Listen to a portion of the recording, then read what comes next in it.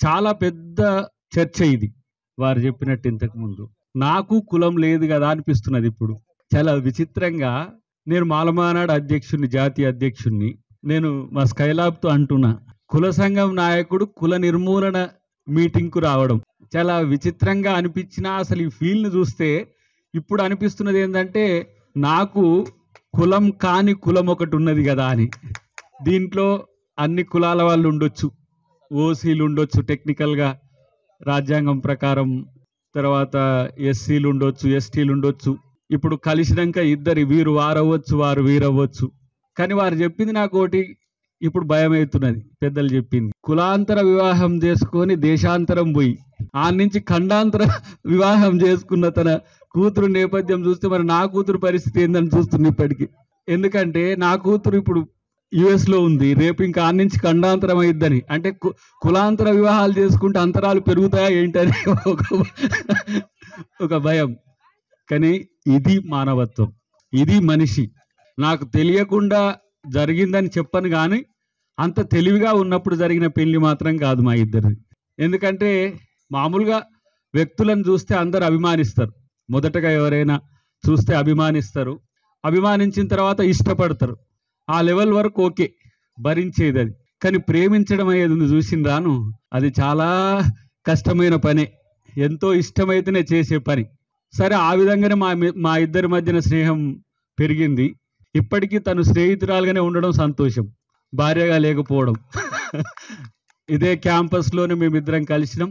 అయితే నా స్వార్థం ఎప్పుడు, పురుషుని స్వార్థం ఎప్పుడు ఏముంటుందమ్మా అమ్మకు తెలుసు.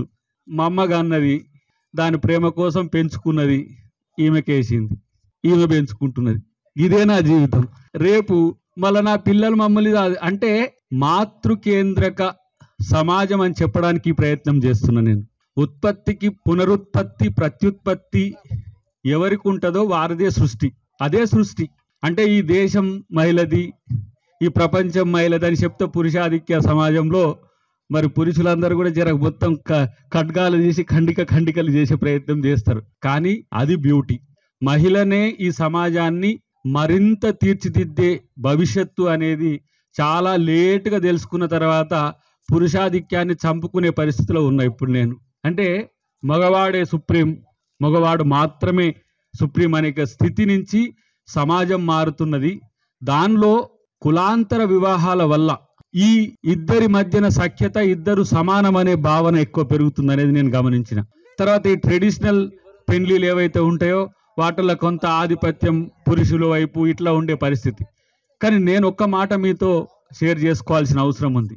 ఇంత తక్కువ మంది మాత్రం కారు, మనం అనుకుంటున్న అంత తక్కువ మంది మాత్రం కులాంతర వివాహాలు కారు. ఈరోజు కుల నిర్మూలన సంఘం ఇంత మేరకు సమీకరించగలిగింది. విస్తృతంగా పెరుగుతున్న కులం గోడలు బద్దలు కాదు, కులం అనే పదాన్ని ఉచ్చరించడానికి భవిష్యత్తులో ఆలోచించే సమాజం కూడా భవిష్యత్తులో రాబోతుందని నా యొక్క అంచనా. ఎందుకంటే చాతుర్వర్ణ వ్యవస్థ, మనువాదము, తర్వాత చాలా విషయాల్లో నాకు చాలా అప్పుడప్పుడు కన్ఫ్యూజన్ కూడా ఉన్నది. నేను బతుకుతున్న సమాజంలో నేను దళితునిగా బతకడం బంద్ చేసి దాదాపు నేను అనుకుంటున్న ఒక 22-23 సంవత్సరాలు అవుతున్నది. But still I'm Dalit.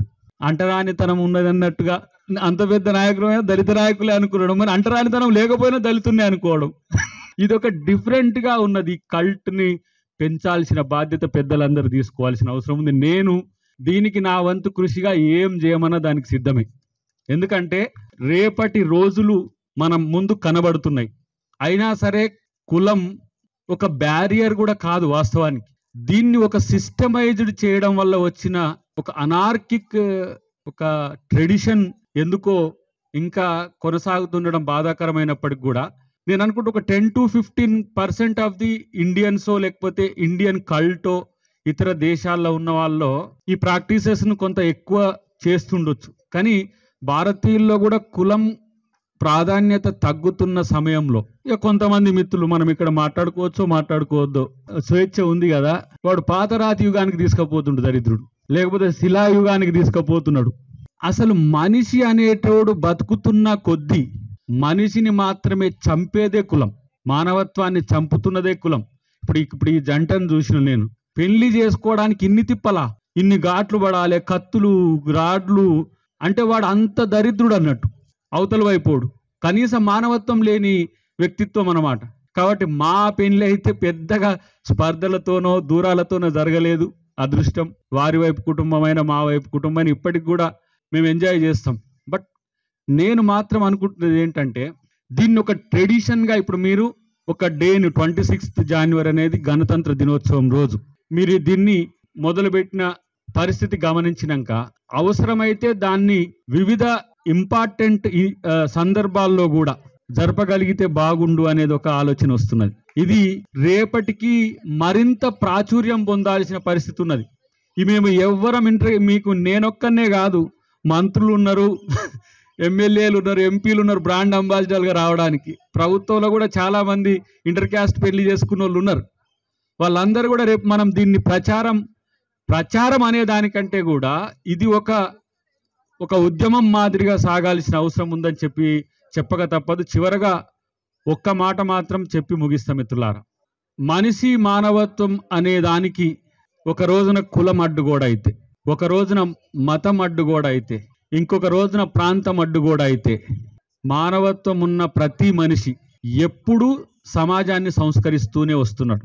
అంటే మనం చూసిన వైతాళికులో లేకపోతే యుగ పురుషులో అనుకున్న దాంట్లో నేను పూలేని మొట్టమొదటి వరుసలో చూస్తుంటా. ఎందుకంటే సరే, నేను బేసికల్గా అంబేద్కరిస్ట్ అని చెప్పుకున్నప్పటికి కూడా ఆయన తన భార్యను తనతోనే నిరంతరం తీసుకువెళ్తూ సమాజోద్ధరణ కొరకు ఉపయోగించిన ఒక భిన్నమైన ఆలోచన నేను గమనించిన. Just I copied. నేను ఆయనను కాపీ కొడుతున్నా, మా ఆవిడని ఎక్కడికి పోయినా తీసుకొని పోతున్నా. ఎందుకంటే అక్కడ ఎక్కువ ఇద్దరి యొక్క ఆలోచనలు కూడా షేర్ చేసుకోవడానికి ఉంటుంది.